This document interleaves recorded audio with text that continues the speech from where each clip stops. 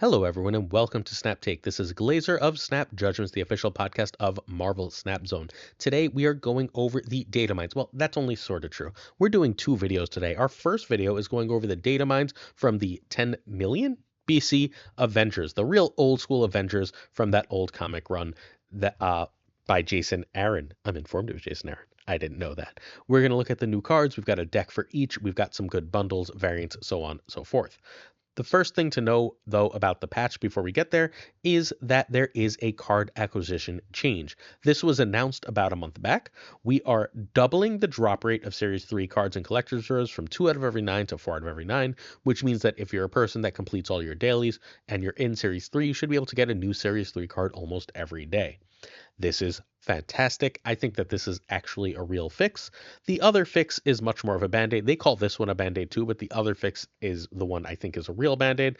That is, if you get a duplicate in your Spotlight cache, it used to give you 1,000 tokens.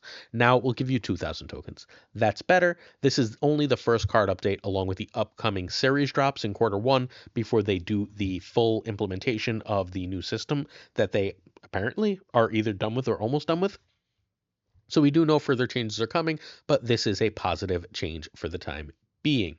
Also, there's now a game start ability on cards like Thanos and High Evolutionary and so on that doesn't affect anything, but it's worth knowing that it'll be there when you look at your cards. Cool. Before we get to the actual cards, please hit that sub button if you're willing. At the bottom right of your screen, you'll see a little YouTube symbol. On that little YouTube symbol, if you click it, you're subscribed.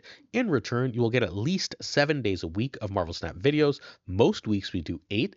This week we're doing a cool 10 videos. So if you're interested in the most Marvel Snap content anywhere, we give you at least 3 brand new decks every single day. Hit that sub button. A like and a comment would be kind as well.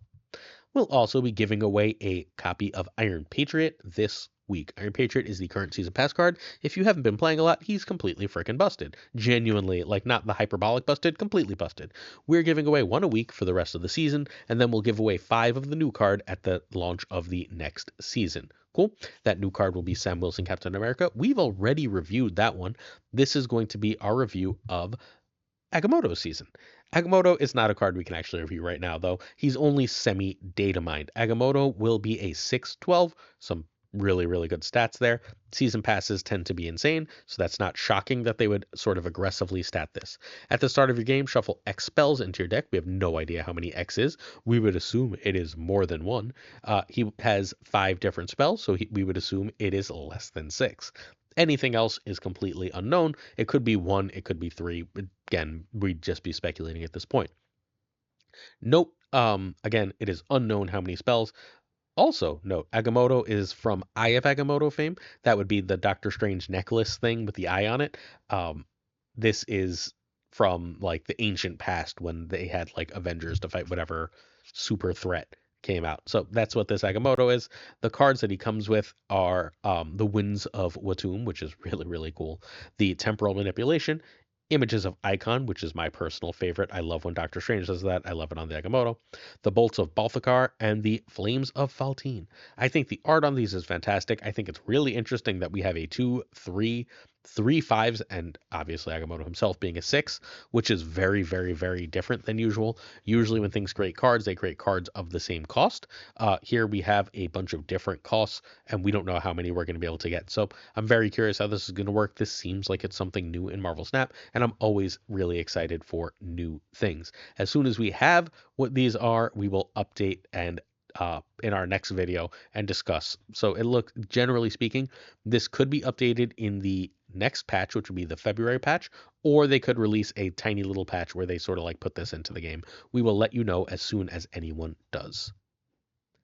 Also, before we talk about Eson, I just want to prop SnapFan. Most of this information from this came from SnapFan. SnapZone has also great information on this. Make sure you're checking Marvel Snap's 2 biggest and best websites.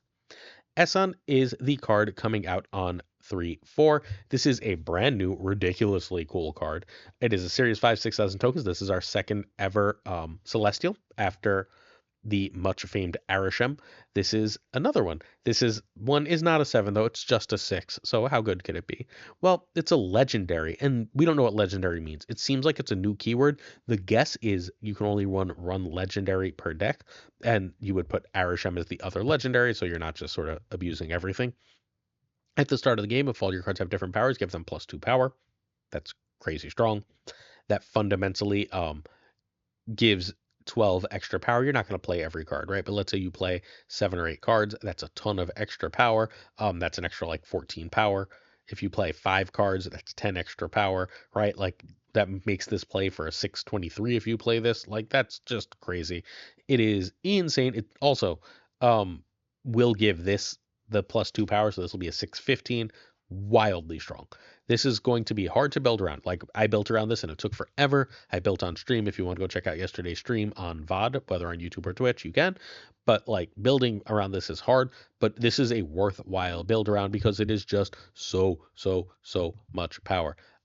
Eventually, you know what I'm going to have to do, and I didn't think of this until right now. I want to try this with Shaw, and I want to try this with Brood, because that's a 4, and Brood is a 2, right? So if I can do that, I can turn Brood into a 312 and Shaw into a 310.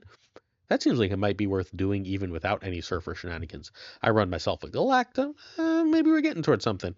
Yeah. The hand buff deck might be really coming together, friends. Oh, ooh, shit. 4/5 for Spidey. Okay. 2/3 for name of card. Escapes 2/3 for Penny. Yeah, that might be where we go. But where we're going to start is this Thor's deck. Thor's decks, if you can put +2 power on all this stuff, that's crazy. Hood with +2 power is fine, right? You don't really care, but you can misery that. You can also misery the hammers and get it away.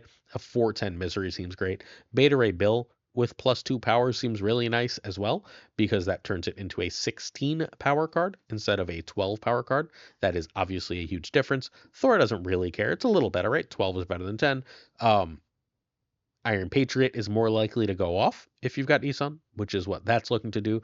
Zabu, you have Lockjaw, Beta Ray Bill, and Misery in the list, so that's great. Gore going to 1 power, Magneto going to 14, etc. This seems awesome and crazy strong. It might be heavy, it might be clunky, it's going to need some testing, but they finally might have cracked Thor's with this. And again, I'm going to try the hand buff thing because, you know, if you've been watching for a long time, I absolutely love hand buff. They did something really cool this month. They seemingly put cards with other cards that benefited from being in the same deck. So I think Eson and Beta Ray Bill are going to go phenomenally together. Well, guess what? They released a deck that puts them together. How cool is that? And in the spotlights, you can get both at once. You can also get Wiccan. This is my favorite Wiccan variant. This is the variant I'm looking forward to more than any other variant in the game. I love this Wiccan. I have gold for Wiccan, so I'm very excited to see what that looks like, if that comes through in his cape, and if not, well, whatever. I'm getting this Wiccan. I also really like the Eson variant. So Wiccan is one of the most desirable cards in Marvel Snap. We know, at least as of data mines, which are always subject to change, that we have an opportunity to get Wiccan on 3/4, which is huge news. You should probably be saving up, if you don't own Wiccan, for this week. You're going to want Eson, you're going to want Wiccan, and Beta Ray Bill seems good with Eson. So it's a good combination of stuff for the week. Awesome week. Great to see them do this. Before we get to the next card, I just want to let you know about the Snap Judgments League. We have a league-based Snap tournament where you play 1 game a week in pods of about 30. The winner of that pod gets a season pass, and then the top 8, we usually have 8 pods, competes for an extra $400 in prizes. Check the Discord linked at the bottom of this video if you'd like to join. The only caveat is it's $2 to enter. You have to be a $2 Patreon on our Patreon in order to enter. So we kick off on January 27th. Please make sure you sign up. You're not going to want to miss out on the return of the Snap Judgments League. Next up, we have Starbrand. Starbrand is the card coming out on 3/11. It's a 6/8, which is terrible stats, right? Like, ew, who plays 6/8? Oh, at the start of the game, and we just literally made game start a keyword. Come on, second dinner. At the start of the game, +2 power for each card in your deck with 10 or more power. Oh, it's a Scar card, right? Scar and Surtur love this. This is going to be a 6/16, 6/18 in those decks. You say you're going to run Scar.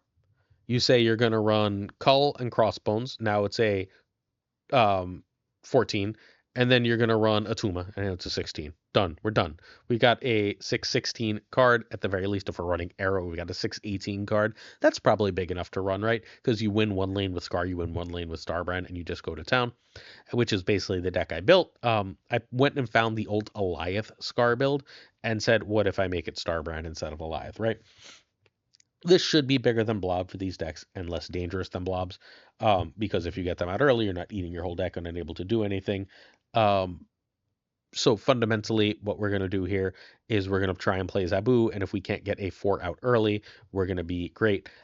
Quicksilver is really insane here, right? My logic is as follows. Ready? You want a 1 guaranteed for Cull Obsidian. Missing Cull Obsidian because you don't have a 1 is backbreaking. But you don't want to run 1s because you want to run a really heavy curve for both Ares and Starbrand, right? So Quicksilver solves that problem for you, while also making Ares plays war with your opponent, and whoever has the higher number of the top 3 cards, Ares becomes a 4/12. Well, let's just say if Quicksilver is out of your deck, you're more likely to have a bunch of your big shit in your deck, making Ares better.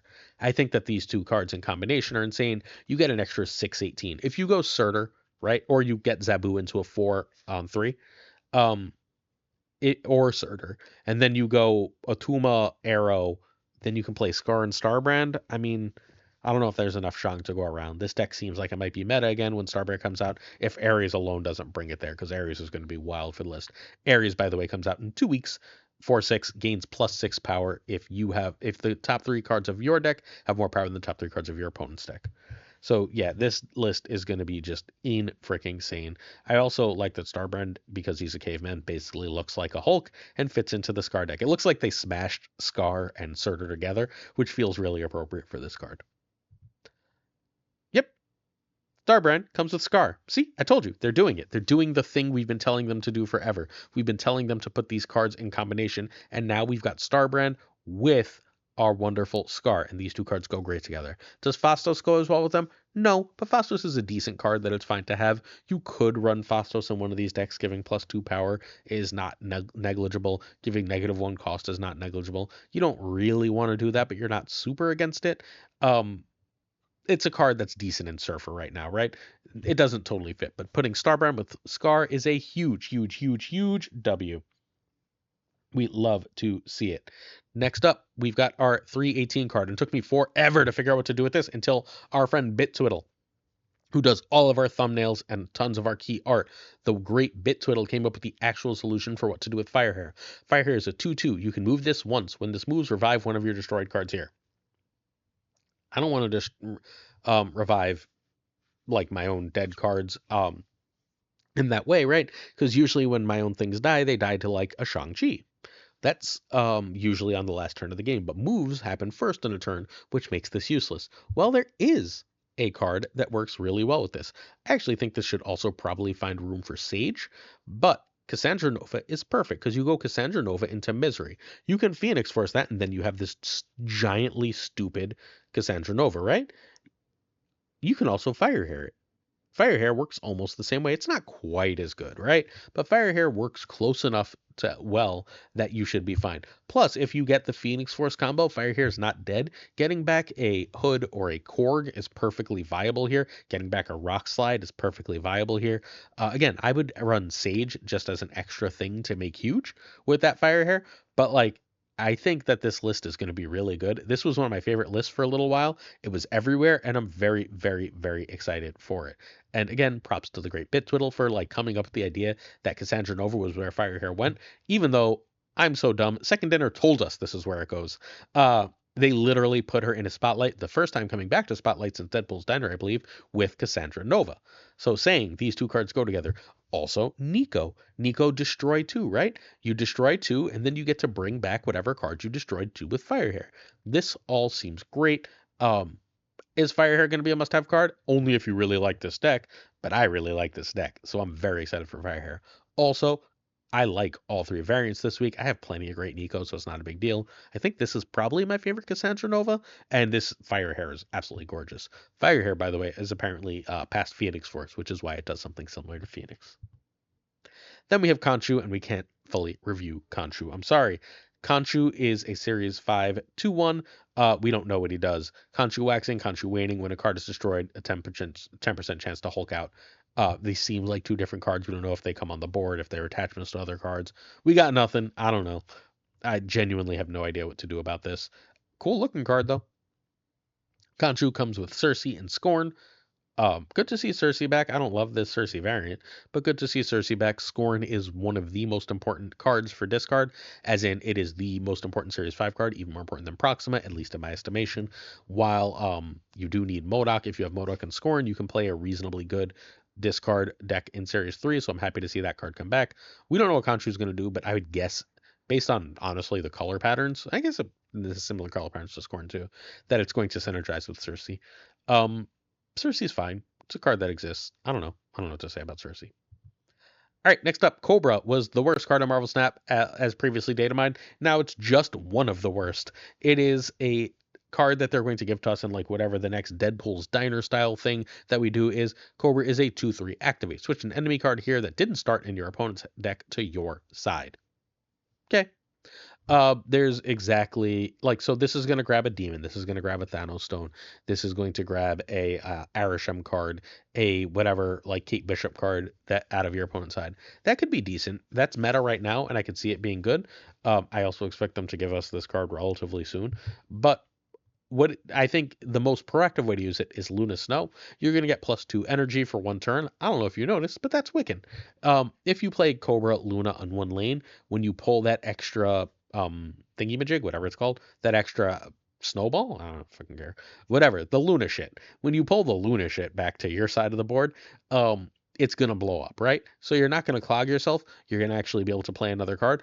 But if you don't, but you're still gonna get 2 energy that next turn, which means that like if you do that on turn 3, you're gonna ramp right into a 6, which seems like it's pretty damn good. You can also obviously play Wiccan still, but Wiccan with Penny, Wiccan with Hawkeye. There's a lot of ways to do this. A lot of awesome shit here. I think that that's a really cool combo, and that actually might be worth playing for Cobra, even though I spelled it Cobra there. Next up, they changed Redwing, and my heart broke. My heart just broke. The bird. And in real life, I constantly say birds are food, not friends. Well, Redwing was about to change my mind. Redwing was going to be the bird that is our friend when he was a 1/2 that worked with bounce. And now he's a card that I don't like at all. Redwing is a 3/3. The first time this moves, add a card from your hand to the old location. It does not move itself. So this wants to be played with like the sort of Infinite-y decks or Dracula dump decks that don't run it. There is a deck that I think our friend Gregor is going to cover from Gravebees that this will fit in. I'm replacing Rocket and Groot for this. Is it better than Rocket and Groot? I don't think so necessarily. But if you stick this on a Craven, right? And then you Heimdall it away, it's gonna pull you an extra card. And this is a heavy deck, so it's fairly likely like to pull you a very powerful extra card. That's it. That's all it does. I don't like this card. It's still probably good, but it's not what I was which was going to be one of the best and most broken cards in the game, particularly for my favorite archetype of bounce. Now it is a good card in very hyper specific builds. It is going to make Heimdall see more play, so if you're excited for that, good for you. Again, I can see some War Machine Infinite stuff running Heimdall as a second 6, using dumping a lot of their hand and then using Redwing to grab themselves an Infinite for games they don't see like Dracula or whatever, or for games they don't see War Machine. That's fine. Okay, let's do it. We have 2 new albums. The first is Envar Leavable. I don't like any of these. I think that this is maybe I like the Misery. The Misery is okay, but most of these are kind of meh to me.